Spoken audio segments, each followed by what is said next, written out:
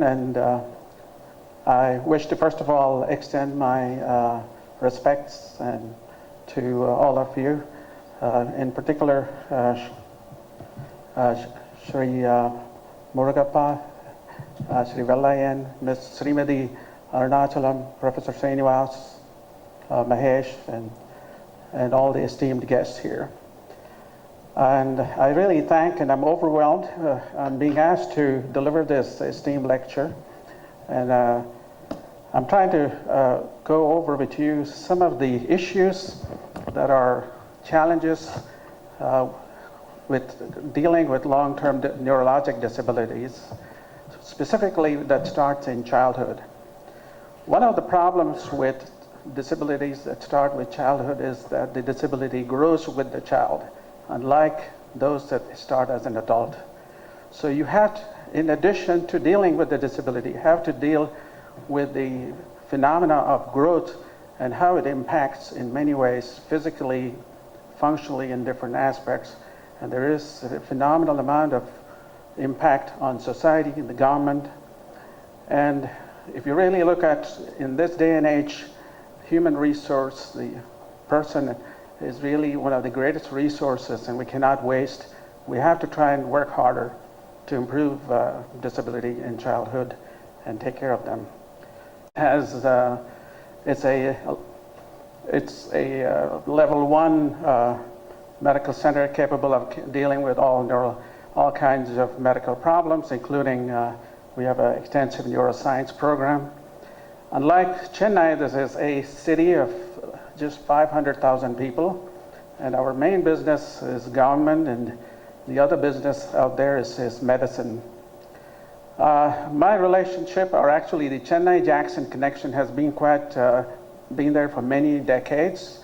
A couple of my colleagues, Dr. Mecheri Sundaram, Subramani, they're all from Madras, and they have a good connection with Madras and with Dr. Srinivas and his group.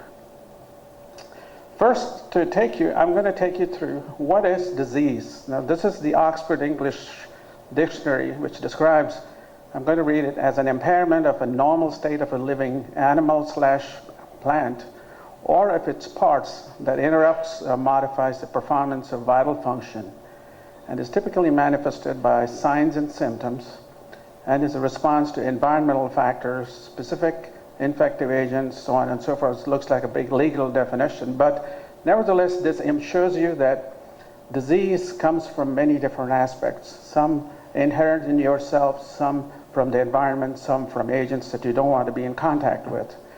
One of the consequences of being good at treating disease as such is that we create disability, which is a physical/mental condition that limits a person's movement, senses, or activity. So in one way, you could say the disability that we are seeing, especially in children and so on, is really a consequence of being better in reducing mortality.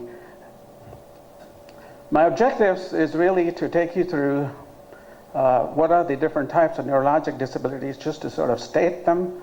I'm going to focus more upon cerebral palsy because of my experience in dealing with this, being a person who deals with muscle disease and nerve disease.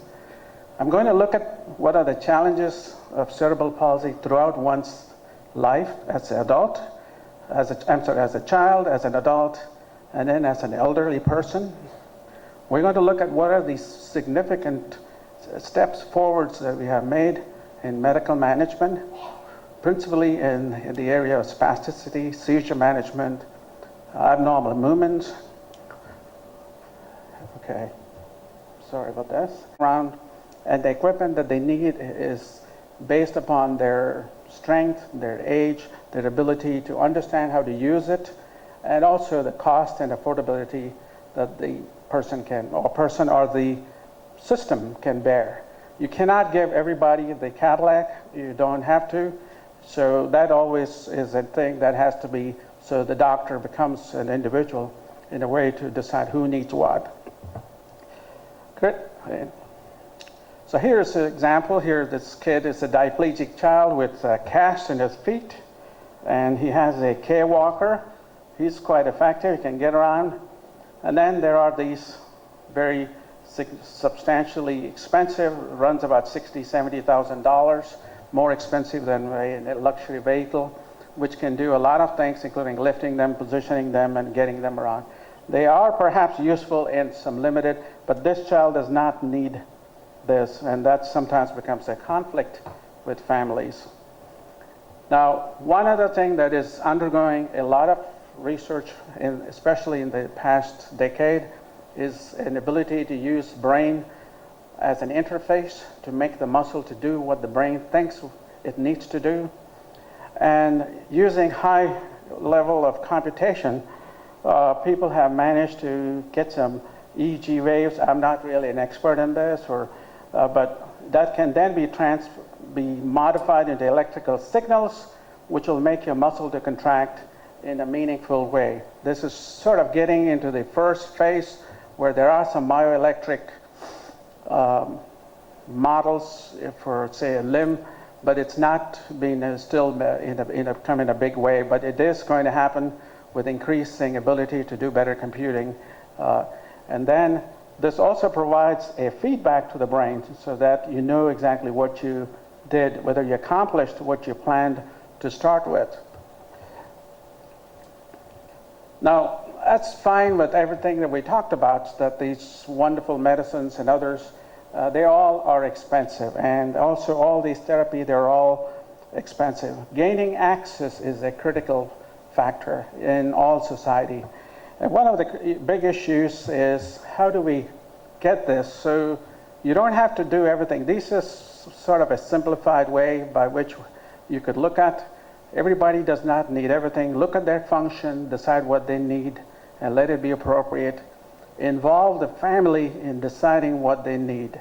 So the family would say, you know, this is what I need. This is what is the most difficult task I have to perform, and then have an appropriate remedy for that, and not have one prescription fits all. Fitness is an important component, exercise, so that they have better muscle growth as well as improve their cardiovascular health. Fun is important. It should be interesting. It makes absolutely no point in putting a child through an exercise regimen which is dull routine, because I cannot be on a treadmill for more than, say, a week. When my wife pushes me, I have to do something else, and then of course friends are important, and you should also try to focus on these. Now, in order to improve the accessibility, this law was passed in 1990, Americans with Disabilities Act, so that all public or all institutions which get federal funding should have accommodation for disabled individuals. It is done quite a bit, so most of the government offices and other public resources in the U.S., you will find ramps for wheelchair. You will find access to in bathroom with sidebars, bathroom where more than one individual can get in, family-oriented bathrooms, things like telephones, feeding, and so. But it is being modified again and improved. But it is a step, but it still doesn't fulfill all the role. But it's significantly better than what it is. This also is a big help for, say, folks who are physically, or what I mean is motor-wise handicapped, but mental-wise pretty smart, to have their needed modification at work, say at a computer terminal or otherwise, to be done to accommodate them. So I saw, when I was preparing this, I saw on June the 2nd, in Times of India, there was this article which was said that schools may not be able to reject disabled children in Bangalore, apparently this reporter. And again, I find that this addresses somewhat similar issues, that children with handicaps should be provided with accommodations. And these are all the different disabilities that apparently is being covered, which is really a good forward step. Now, once we do all this, as they get older, we have to deal both with aging and also the growth of cerebral palsy with age. It increases pain, it decreases ability to walk. 25% of people with cerebral palsy who walk as a child lose their ability as they get into their middle age. That's quite a substantial number where you have to help them.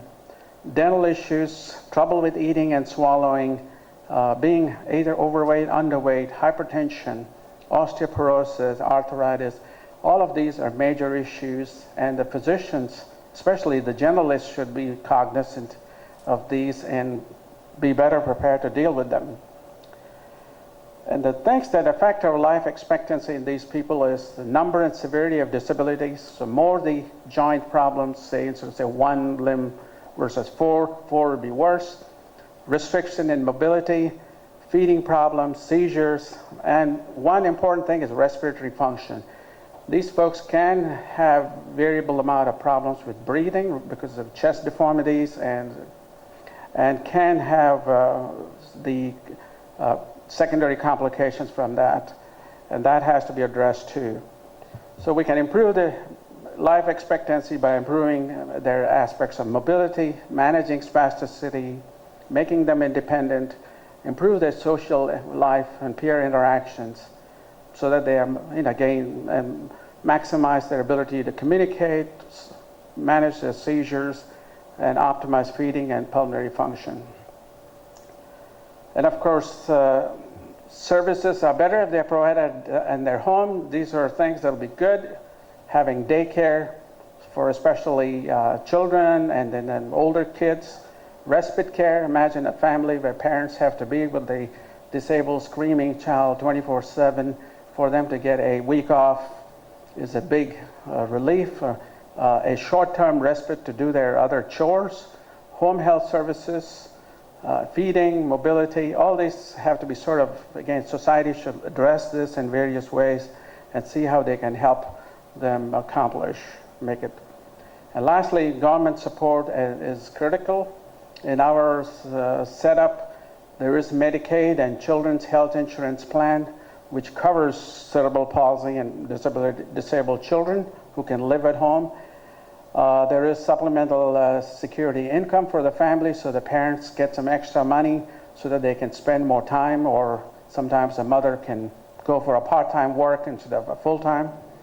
Nutritional assistance, also there's all sort of assistance with energy so they get more power, housing assistance, but I don't know exactly what is the status here, but these things definitely help. But one thing that we do see, and even in our setup, is that as soon as they become adults after age 21, many of these services drop off. So the young adult with CP is a very vulnerable population as yet, and they're not being taken care of in a proper way. And finally, I want to close with strategies to prevent. I'm going to look at this from a perspective of cerebral palsy. So most cerebral palsy are as a consequence of prematurity. So do everything possible to have a healthy pregnancy, prevent teenage pregnancy, have good prenatal care, and then improve neonatal care so that complications that happen can be dealt with and you don't get secondarily get additional brain injury. And then also pay attention to immunizations, especially things like meningitis, so that you don't get. Early detection is critical, along with a holistic approach where you involve the family, the society, so that you can find that a significant number of these can be productive.